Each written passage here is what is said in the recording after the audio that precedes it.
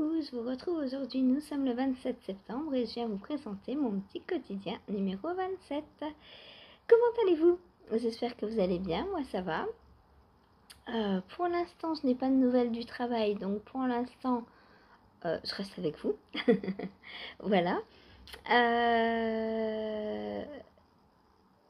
Je vais vous présenter ce que j'ai fait hier. Donc hier matin, par contre, j'ai travaillé.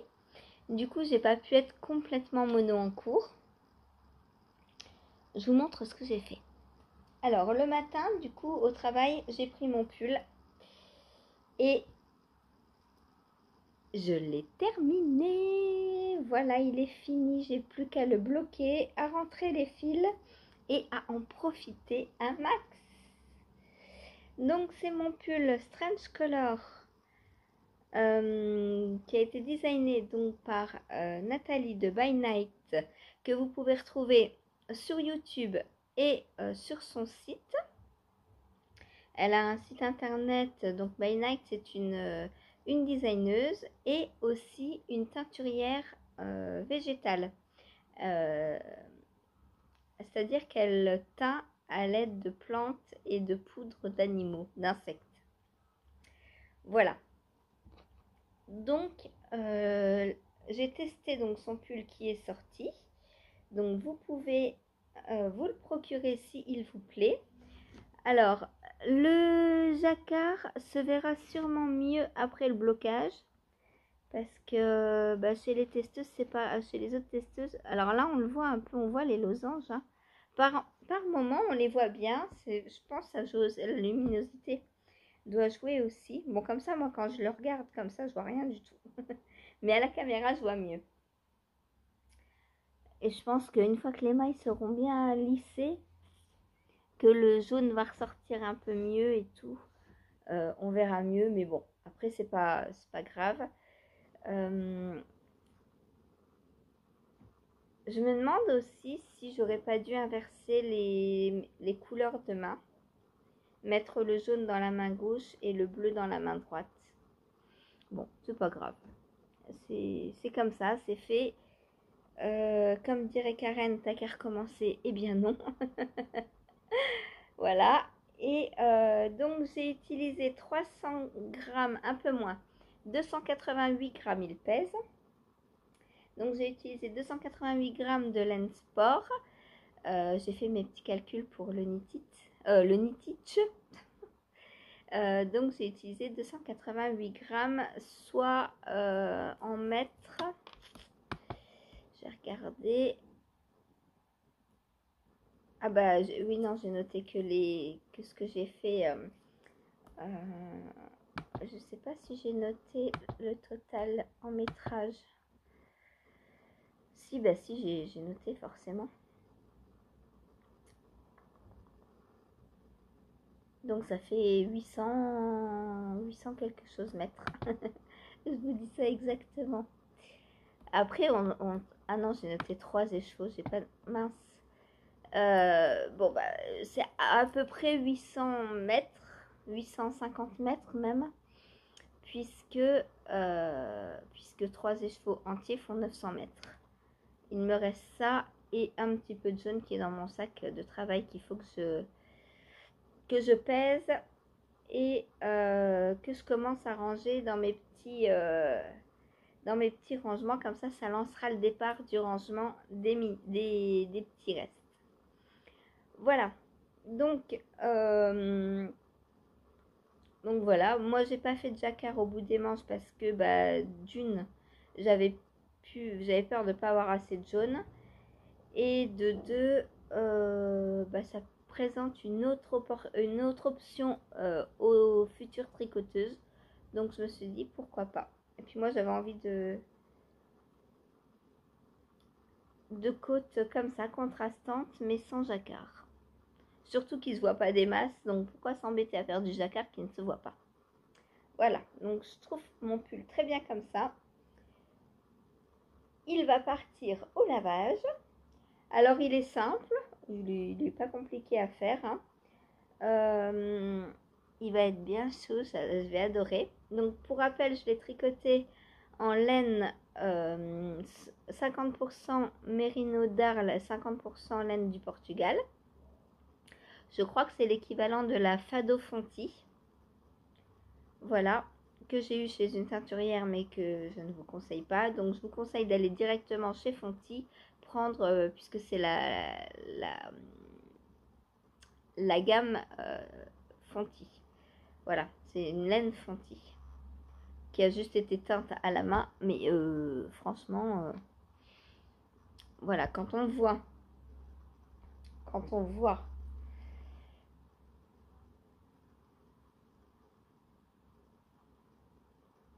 ça, on se dit qu'une teinturière indépendante devrait faire mieux. Hein, parce que là, c'est pas parce que j'ai pas alterné mes écheveaux ou quoi. Hein, c'est juste parce que il y a des zones de teinture plus importantes que d'autres. Là, bon, là, c'est peut-être le fait de tourner en rond. Mais là, non. Hein. Là, franchement, surtout que je ne l'ai pas ailleurs, quoi. Si c'était le fait de tourner en rond, là, c'est pareil. Ça ressemble plus à des taches qu'à enfin, voilà, quoi. Bref, c'est pas grave, ça va pas m'empêcher de le porter. Moi, je porte mes pulls avant tout pour me réchauffer. Donc, il va me réchauffer. Voilà, donc, objectif du jour, le laver, le bloquer. Aujourd'hui, pour l'instant, on croise les doigts, il ne pleut pas. Donc, en espérant qu'il sèche dans les 400 jours. Voilà. Alors, qu'est-ce que je fais quand j'ai un gros pull comme ça qui ne sèche pas? Parce que moi, je sais qu'ici, ça ne sèche pas. Je le retourne régulièrement pour ne pas que l'humidité reste en dessous du pull et que ça prenne les odeurs. Voilà. Next. Un de moi, ouais. Ensuite, qu'est-ce que j'ai fait? Ensuite, j'étais donc toujours au travail. Donc, j'ai bobiné mon écheveau pour castonner mon nouveau design, mon deuxième design donc de l'e-book de chaussettes. Donc ça va être fait aujourd'hui. Donc, est-ce que je vous redis ce que c'est?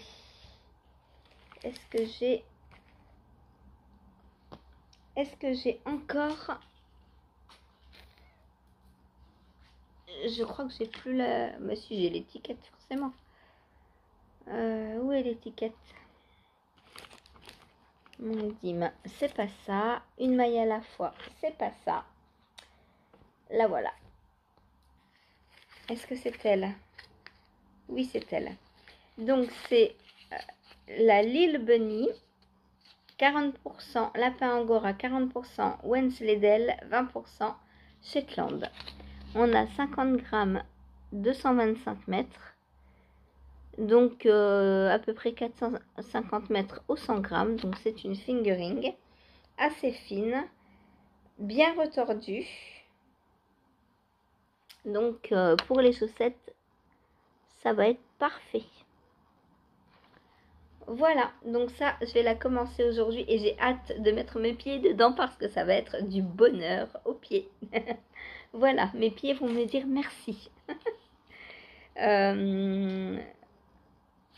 Voilà, des chaussettes en angora, en laine et tout. Oh, j'ai hâte. Et donc, ça, ce seront, alors pour celles qui veulent tester, ce sera une paire donc de la pointe vers le haut, avec une pointe classique et un talon comme... je fais tomber mes petits cakes. Et un talon comme celui-ci. Voilà. J'ai mon aiguille à torsade dans la chaussette. Voilà, le talon sera le même que celui-ci. Donc un ballon, un talon ballon et le renfort ensuite. Et pour le motif, alors est-ce que je vous le dis, est-ce que je vous le dis pas? Ce sera, on va dire, des points texturés qui vont former un motif. Voilà. C'est-à-dire que je vais jouer entre maille endroit et maille envers pour dessiner quelque chose sur la tige. Voilà. Donc vous en verrez plus. Alors la tige, pas demain parce que là aujourd'hui je vais monter la pointe. Peut-être faire une partie du pied, mais j'aurai pas le temps de faire tout le pied, tout le talon. Le plus long c'est le talon, hein. Donc on va dire dans 2-3 jours, vous verrez, vous commencerez à voir le motif. Et je lancerai l'appel dans 2-3 jours, l'appel à test. Vous pourrez commencer à postuler pour tester cette deuxième paire de chaussettes. Voilà. Ensuite, du coup, je vais pas retoucher aux chaussettes. Enfin, pas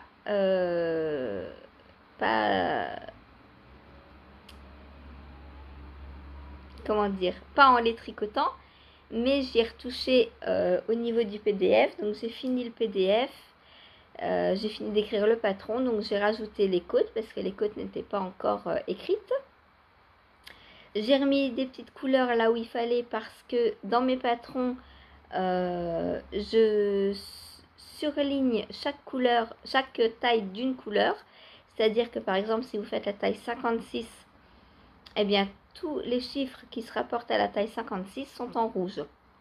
Si vous faites la taille 72, tout est en bleu. Si vous faites la taille, je sais plus moi, 60, tout est en noir. Voilà, comme ça, je trouve que c'est beaucoup plus visuel. Je trouve ça saute aux yeux comme ça et on évite de se tromper comme ce que j'ai fait sur le pinson. Le pinson, il y a, je sais plus, 8-10 tailles et il y a des parenthèses, il y a des crochets, il y a des... On s'y perd, je trouve. Des couleurs, un code couleur, c'est beaucoup plus simple. Donc moi, je fais un code couleur. Qu'est-ce qu'il me reste à faire donc pour cette chaussette, à part finir de la tricoter? C'est filmer les petites torsades. Comment on fait ces petites torsades là? Donc ça, je vais faire un diagramme aujourd'hui en filmant et en rajoutant les vidéos dans le patron. Voilà. Comme ça m'en fera déjà 3. J'essaie de faire un diagramme par jour jusqu'à avoir utilisé mes 50 grammes. Alors un peu moins parce qu'il faut que je garde pour les côtes. Donc on va dire 42-43 grammes en fonction de d'où j'arriverai. Je verrai en fonction. Après chaque diagramme, je pèse. Comme ça, je sais s'il me reste assez pour un diagramme ou si j'attaque les côtes. Voilà. Voilà donc pour le côté design. Ensuite, je suis rentrée vers midi moins le quart. Donc on a mangé. Et vers 1h30, j'ai pris mon mono en cours parce que quand même, hein, il était temps. Mais avant, vraiment, j'ai pas pu. Donc, mono en cours, qu'est-ce que j'ai fait? Donc, c'est le twist and turn cette semaine qui avait été choisi. Et merci, ça change. Donc, qu'est-ce que j'ai fait? J'ai terminé cette section. Donc, j'en étais là, hein. Donc, j'ai terminé la section. Donc, pour rappel, on fait à chaque fois tout en double.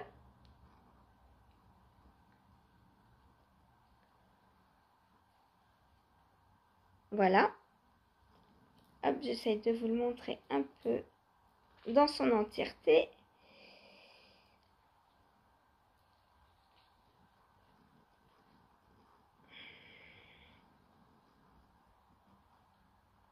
Hop. Donc voilà, la section 1, c'était ça. Ça, c'était magnifique. Très agréable à faire, les chevrons là. Ça, j'ai adoré.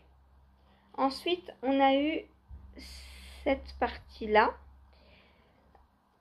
Donc, que j'ai adoré faire aussi parce que c'est point mousse et côte torse. De l'autre côté, pareil. Donc, si vous regardez bien,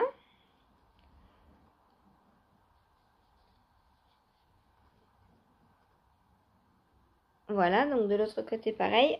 Si vous regardez bien, j'ai pas tout à fait respecté le code des couleurs. Vous voyez que là, ce bleu-là est différent de celui-ci. C'est parce qu'en fait, normalement, pour ce patron, il fallait 2 fois 2 écheveaux de couleur. Donc, moi, j'avais ça. Mais j'en avais pas 2, j'en avais qu'un. Mais j'avais celui-ci. Donc, je me suis dit, ils vont très bien ensemble. Donc, j'ai pris ces deux-là en guise donc de mon coloris principal. Coloris contrastant. Pareil, j'avais qu'un rose. Donc, en fait, ça, c'était un kit, hein, tout ça. Là, vous voyez que le rose, c'est le rose dedans. Et le bleu, en fait, ça, c'est le mélange des deux-là. Du coup, je me suis dit, ça va être mon coloris principal. Et comme, pareil, j'avais qu'un comme ça, je me suis dit, je vais prendre ce rose-là avec, qui va très bien aussi. Du coup, ça, c'est mon coloris contrastant. Et il fallait rajouter une couleur peps. Qui dit peps, dit jaune fluo. Donc ça, tout ça, c'est... comment elle s'appelle? Ah, une teinturière suisse. Ah mince. Je vais pas me souvenir de son nom.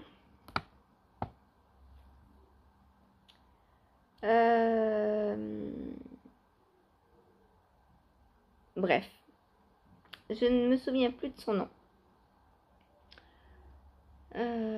C'est... Pas Célimène, non.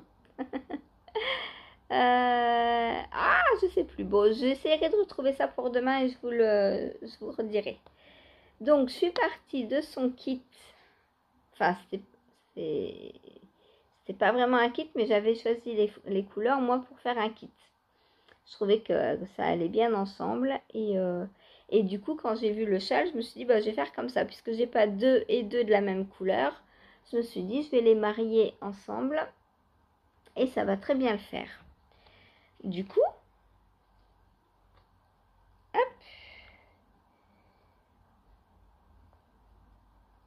Du coup, là, normalement, il fallait faire donc 1, 2, 3, 4, 5 rayures bleues. Et moi, j'ai décidé de couper en 2, donc de faire 2 et 3. De façon à utiliser à chaque fois mes 2 cakes, comme si je faisais un fade en fait, et de ne pas faire un bleu sur la première section jusqu'à ce que j'en ai plus, et seulement après prendre l'autre. Je pense que ça aurait été un peu plus... Ça se serait plus vu. Là, j'ai réfléchi aux couleurs à l'avance. Les parties 4 et 5, c'est pareil. Donc, on vient faire ça. Donc, avec le contrastant. Cette partie de torsade. Et moi, pour finir la section, j'ai pris mon deuxième rose. Et de l'autre côté, eh bien, j'ai fait l'inverse. J'ai fait avec le foncé et la corde en clair. Histoire qu'il y ait toujours un parallèle entre les deux sections. Puisque ce châle est composé toujours de sections que l'on répète 2 fois. Voilà. Ensuite, donc le jaune, il fallait qu'un écheveau, donc pas de problème. Et ensuite, donc on vient faire cette section-là. Donc ça, c'est la 6. Section 6. Donc avec des un très joli motif de côte torse.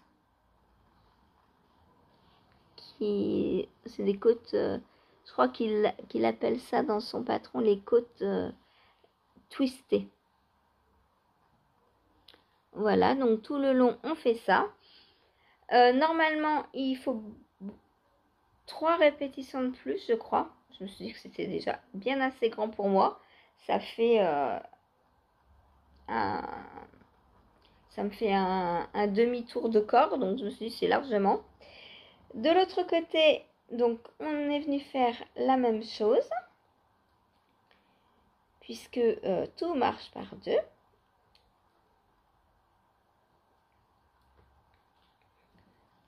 Donc, c'est ce que j'ai fait hier. Donc, je suis venue finir ma section, ma deuxième section. Puis, au moment où j'ai fini ma section, il fallait que je reprenne la suivante. Et j'étais en live. Je me suis dit, ouï, ça va poser problème. Parce que, il faut reprendre des mailles à un endroit bien précis.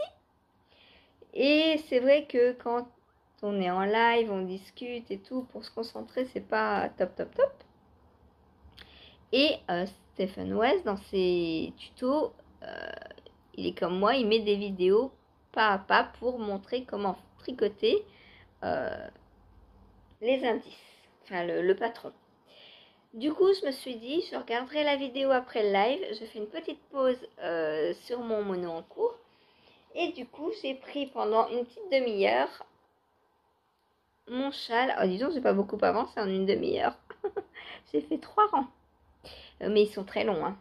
Donc, j'ai avancé, si j'ose dire. Hein.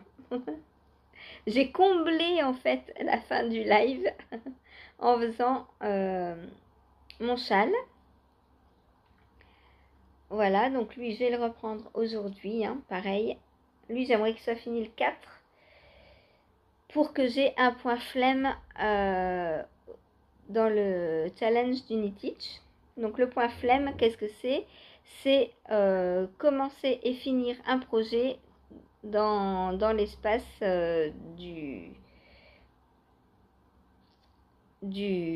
comment ça s'appelle? Du match. Voilà. Donc du 20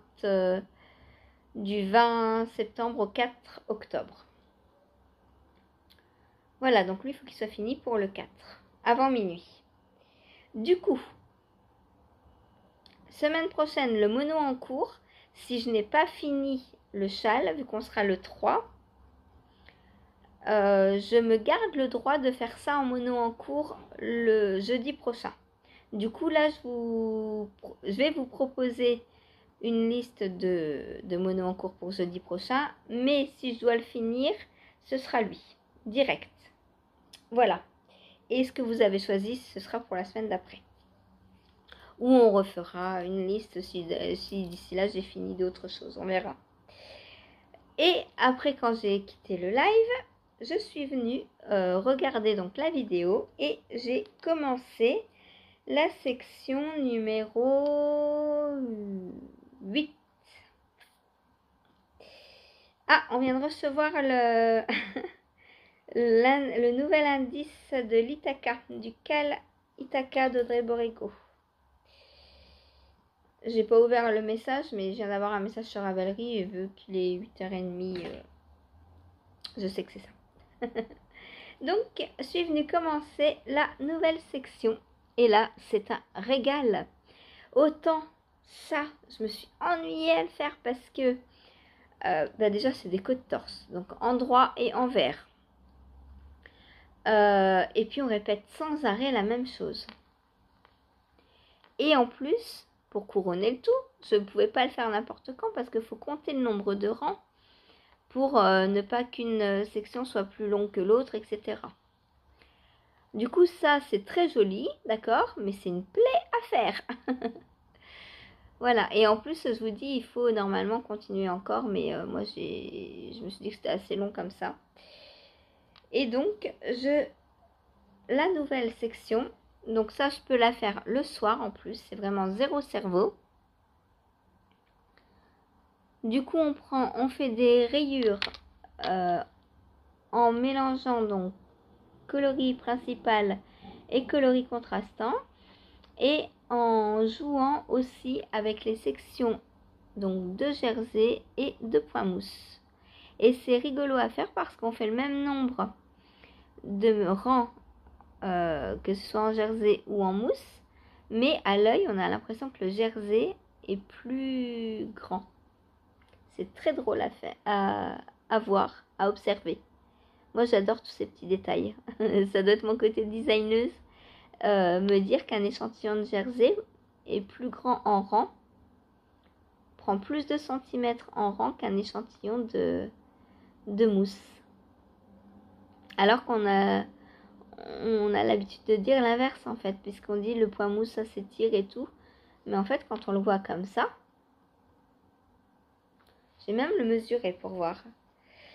Et c'est exactement le même nombre de rangs, hein, donc on peut pas dire oh, tu triches, t'as fait plus de jersey, pas du tout. Donc le jersey fait 1,5 cm et le point mousse 1 cm. Donc il y a 1,5 cm de différence. C'est très drôle. Voilà, moi j'adore tous ces petits détails de calcul, de logique, J'adore. Donc voilà. Du coup, comme c'est un zéro cerveau compatible, cette partie, j'ai décidé que le soir, je prendrai mon twist and turn maintenant, jusqu'à finir donc cette section et faire la même de l'autre côté. Puisque je sais que c'est faisable le soir, sans problème. Et donc, on va venir continuer jusqu'à avoir rattaché toutes les mailles là. Donc, il y en a pour un petit moment, je pense, hein, quand même. On vient rattacher donc au côté là. Voilà. Donc, il y en a encore pour un petit bout de temps. Mais en le prenant tous les jours, il va forcément avancer. Voilà pour mon twist and turn que je suis très heureuse de retrouver du fait que maintenant je peux le prendre quand je veux en fait, puisque cette section est hyper facile à faire. Voilà. En coloris contrastant du premier écheveau, il me reste plus que ça. Donc là cette fois-ci je sais pas si je coupe ma section en deux avec celui-ci ou si je fais une section avec le clair et l'autre avec le foncé. Je pense que je vais faire ça, ça va rappeler comme ça cette section là. Pourquoi pas. Là comme il y avait du foncé, je vais faire la section en foncé. Je pense que ça peut être pas mal. Alors il est très grand hein. C'est pour ça que j'aime l'échelle de West en fait. Parce que c'est limite des couvertures, j'adore. J'adore. Voilà. Et à la fin, une fois que j'aurai refait donc les deux sections que je suis en train de faire là, on va venir faire des chevrons en bas là pour accrocher les petits morceaux qui pendent là.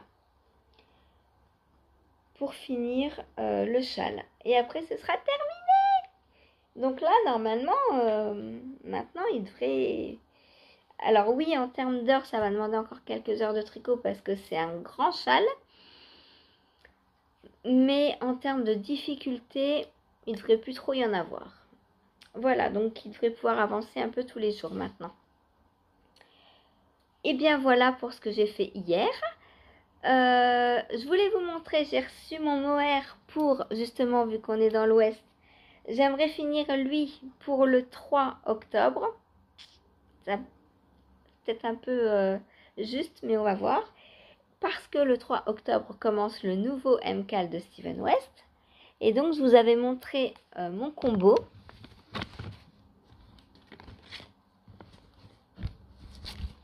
Donc, mon combo... Oh, vous avez vu. Mon combo, donc, c'était ça. Et je vous avais dit que j'avais commandé un mohair chez Christelle Tricot. Parce que Steven West, dans sa présentation, dit qu'on peut ajouter une touche de mohair. À la base, il avait prévu son prototype avec 2 écheveaux et plus 2 écheveaux, mais il a dit qu'on pouvait rajouter une touche de mohair. Donc, tada! Moi, voilà ce que j'ai choisi. Le coloris pensée.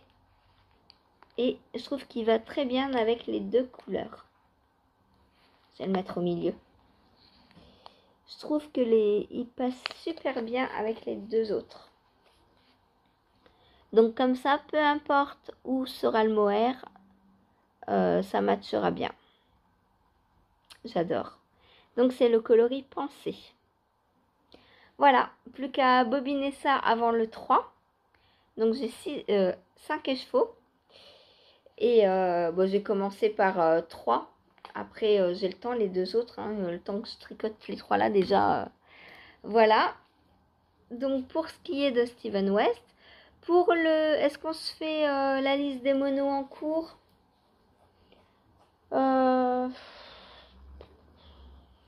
Non, pas cette semaine. Je vous ai dit, jeudi prochain, je veux absolument finir lui. Et si jamais il est fini avant, eh ben, je prendrai autre chose à finir.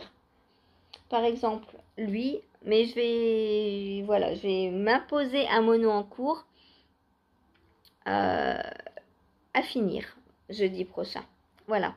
Donc, en fonction d'où j'en serai sur chacun de mes encours, je prendrai celui qui est le plus proche de la fin pour le finir. Ensuite, j'en prendrai peut-être un autre, etc., etc. Histoire de finir ces encours. Voilà. Parce que là, en octobre, je vais pas mal castonner. En prévision de novembre, comme vous le savez, en novembre, je me suis auto-challengée un petit peu. C'est-à-dire que je vais être mono designer en novembre. C'est-à-dire que je m'impose de ne castonner que du Béatrice Maz. Du coup, en octobre, je vais prévoir, parce que j'ai des tests quand même à faire. Donc, il va falloir que je castonne les tests en prévision de les faire sur novembre, puisque j'ai le droit de tricoter autre chose. C'est juste les castonnes, j'ai pas le droit de castonner autre chose que Béatrice Maz. Voilà. Enfin, des patrons de Béatrice Maz. La pauvre, je vais pas la castonner. Donc je dis, je termine ça. Il me restera vendredi au pire, si c'est pas fini d'ici là. Voilà, donc pas de vote pour la semaine prochaine, mais je serai quand même mono en cours jeudi. Dans la limite du possible, hein, parce que là par exemple hier matin j'ai pas pu prendre nuit. Si je travaille, c'est vrai que c'est... j'aime bien avoir un encours zéro cerveau au travail. Parce que quand je surveille Antoine, je me vois mal calculer mes rangs, faire des mailles torse à l'envers et tout. Voilà, c'est pas très pratique. Pareil, avoir une aiguille à torsade et tout, c'est pas pratique avec Antoine. Du coup, c'est vrai que j'aime bien avoir un mono en cours quand je suis au travail. Du coup, hier, Ingrid est rentrée avant que je prenne ma couverture au crochet. Du coup, j'y ai pas touché. Alors, la couverture, c'est pareil. Je me dis que je pense que je vais faire un tour tous les jours. Voilà. Par exemple, après le live de 6 à 7, hop, je fais couverture. Parce que je me dis que si j'attends le dimanche, moi, je vais pas être mono en cours dessus le dimanche. Parce qu'en fait, Lily, elle fait ça. Le dimanche, elle est mono en cours couverture. Mais moi, je vais pas être mono en cours couverture le dimanche. Du coup, si je veux avancer, il faut que j'avance plus parce que à la fin, les tours, ils vont prendre 3 heures, quoi. Du coup, faut que j'avance. Faut que j'avance. Voilà. Alors, je vais m'imposer. Alors, là, le matin, c'est design. Puisque je suis chez moi pour l'instant. Voilà. Donc, le matin, c'est design. Parce que j'ai besoin de mon PC pour designer.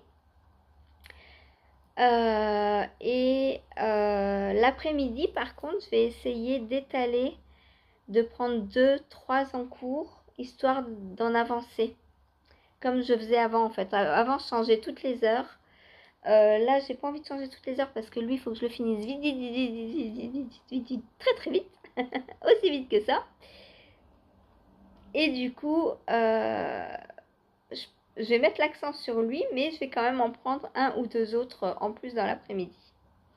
Donc, moi, ce que je demande au Père Noël, c'est du temps de tricot en plus dans la journée.